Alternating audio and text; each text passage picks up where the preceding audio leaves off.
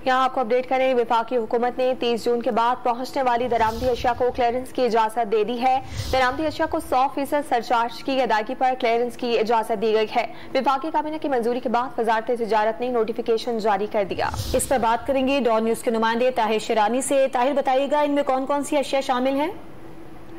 जी देखें, इसमें 860 से ज़ायद अशिया शामिल हैं, जिस पर 19 मई को वफाकी हुकूमत की जानिब से पाबंदी आयद की गई थी और गुज़श्ता रात वफाकी काबीना की मंजूरी के बाद पाबंदी हटाने का नोटिफिकेशन जारी किया गया था। उसके साथ एक और जो नोटिफिकेशन जारी किया गया, उसके मुताबिक जो 30 जून के बाद बंदरगाह और एयरपोर्ट पर पहुंचने वाली जो अशिया हैं उनको क्लियरेंस की इजाज़त दी गई है। गाड़ियों, मोबाइल, होम अप्लायंसेस पर 30 जून के बाद और 31 जुलाई तक पहुंचने की शर्त पर 100% सरचार्ज की अदायगी पर इजाजत दी गई है।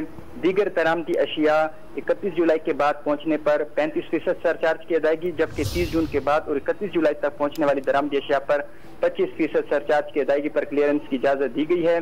जब हुकूमत ने पाबंदी लगाई तो उसके बायस कई अशिया एयरपोर्ट, बंदरगाहों पर रोक दी गई थी।